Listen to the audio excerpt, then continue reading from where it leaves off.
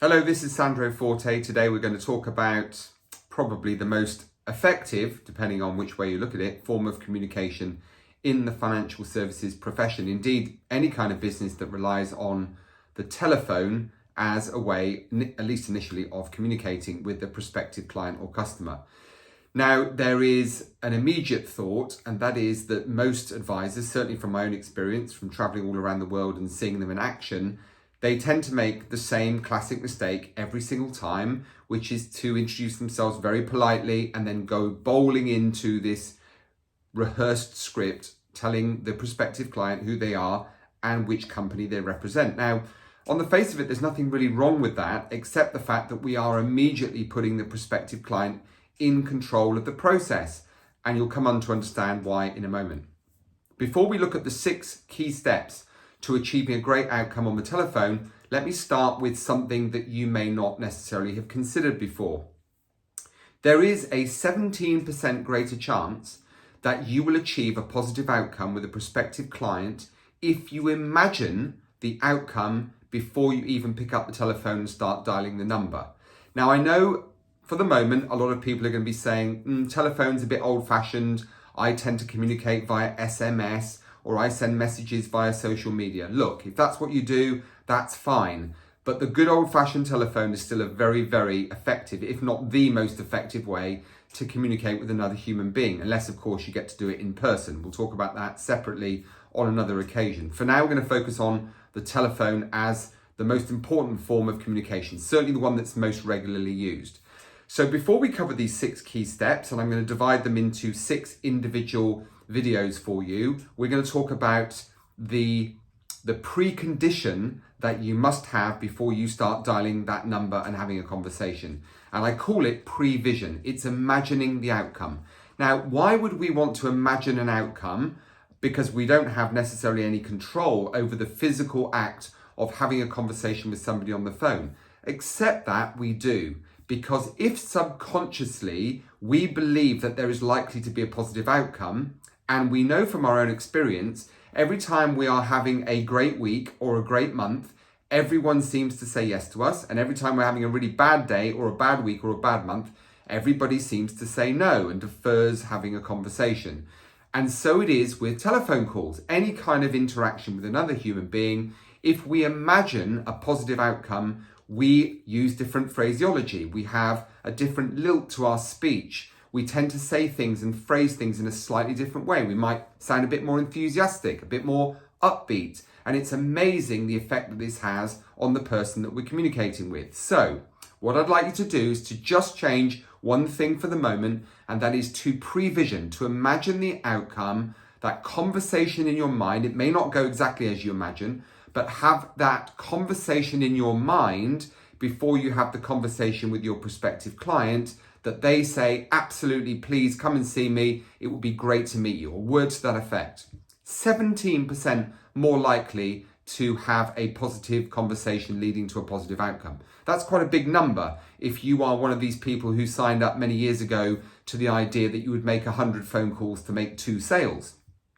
I must admit, I never subscribed to that idea. Didn't really sound like a great return on investment to me. So, prevision followed by step number 1. Step number 1 is the apology. It is not the introduction. The apology is very straightforward. You simply call prospective client, let's say it's Mrs. Smith, and we say, I'm so sorry for calling you out of the blue like this. I don't know what you must be thinking. Or, so sorry for catching you at what might be an inconvenient time of the day.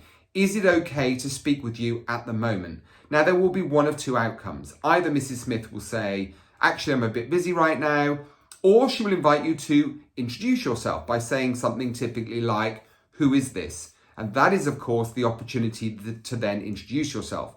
If she says, I'm too busy right now, or now's not a good time, or I'm not interested, not that they tend to say that until they find out what your message is, we'll come on to that shortly. If they do say, I'm too busy, then you simply say, no problem at all, I'll give you a call back later on this afternoon or tomorrow. I haven't introduced myself at this stage, and I've done that deliberately because I want Mrs. Smith to be thinking subconsciously, who was that person who called me a little earlier today or yesterday?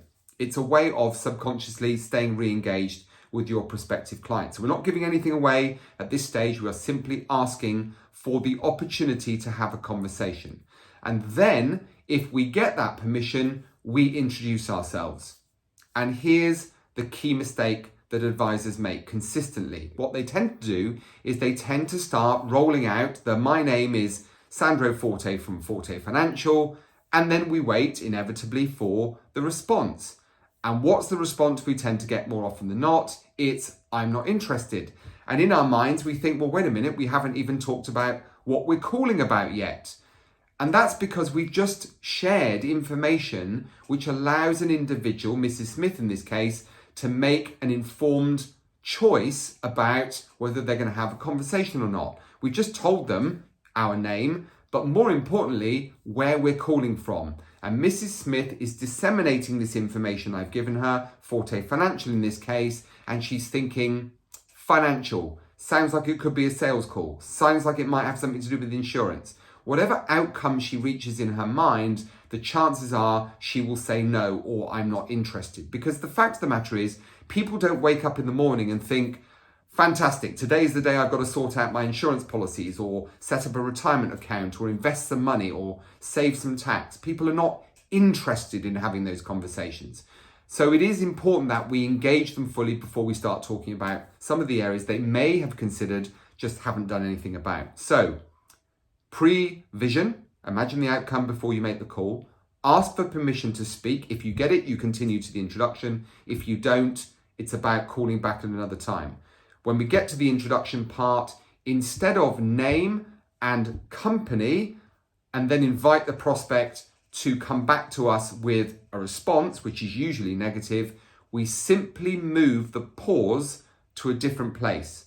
So it will be, my name is Sandro Forte from Forte Financial, and I was speaking with our mutual friend, Joe Bloggs, yesterday.